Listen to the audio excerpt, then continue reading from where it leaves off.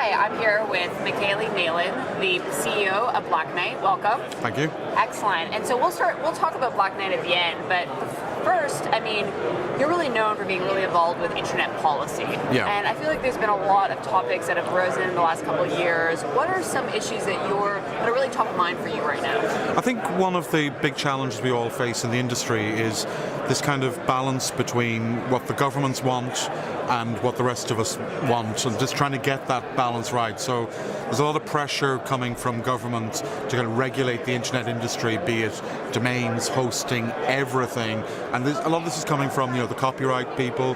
They're concerned about illegal content. They're concerned about copyright infringement. Whereas the internet has grown to what it is now because we've had a lot of freedom. We've been able to do whatever we want quickly and easily. And trying to get that balance right is something that I can't see it being fixed today or tomorrow, but it's really a case of trying to get more companies like yourselves and others be aware, be part of the conversation now while we can actually make a change, and not wait until this big headline kind of stop SOPA type scenario, because SOPA is just one bit of legislation.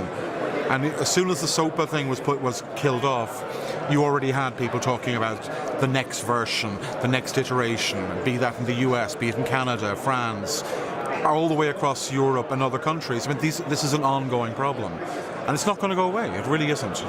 Do you see any countries who have taken some stance from a government's perspective on the policy front that you think are good role models for the rest of the world? That's a bit of an awkward one. I mean, the US in many respects takes a kind of a hands-off approach, but at the same time, they are coming under a lot of pressure from certain groups. So I think the question should really be is what we in industry should be looking at doing. So, for example, an obvious one would be fake pharma. So it's not just, it's the idea that certain pharmaceuticals, you have to have a prescription in order to buy them. The problem is a lot of hosting companies and registrars will kind of go, well, hey, we just look after the hosting, we look after the domain registration, this isn't our problem. But that's not really the case, but it's all down to perception. So ultimately, if you are in some way assisting some other people to break the law, maybe not in your territory, but somewhere else, that does not look good for the industry. So we as an industry need to kind of grow up and mature and kind of say, right, okay, we want freedom of expression, but at the same time, we don't want people breaking the law on our platforms, be that just for domains, be that DNS, be that hosting, whatever. Because if we're not careful, what's going to happen is somebody's going to pass a law in Ireland or in France or in the US or in Canada, and that will completely screw things up. It'll make it really, really hard for us to innovate and grow. I mean, companies such as yourselves, you've been around a few years, you've grown exponentially. If there'd been a heavily regulated environment, you couldn't do it. And we don't want to end up in that situation. And that's what scares me. And it's like, it doesn't matter which government we talk about, because they're all facing the same challenge. Fair enough. And so you keep saying in our industry, so if I'm either a web host or I work within this industry, and let's say I want to get more involved and educate myself more, what are some good resources or organizations that I should look to that you recommend? Well, there's a lot of different places you can start. I mean, the big problem, I suppose, is that there's a lot of acronyms, and it's CloudFlare, you might speak fluent DNS, but once you get into the kind of ICANN space, they start talking about IRTP. It's like, what? And then the kind of running joke in ICANN circles is, we've got a new working group. That means we have to have at least one new acronym, and it does make it a little bit hard. But you've got, and most countries have an ISOC, so the Internet Society has chapters in many countries. ICANN, you go to ICANN.org. You can read the information there. Anybody who wants to can get involved. You don't have to be a registrar or a registry or anything like that. You can read the information, and if you're not sure, you can always ask questions. Right. But there's so many different ways you can do that. It's just a case. The thing, I suppose, is that there's this awful problem at the moment where you see people going onto Facebook, going onto Twitter, going onto various other blogs and things like that, and kind of whinging and whining and kind of going, this is terrible, we've got to stop it. But they're not saying it in the right places. They're not signing the right kind of petitions. They're not getting their voices heard to, say, politicians and people like that who can actually make decisions, change laws. No, I think that's wise.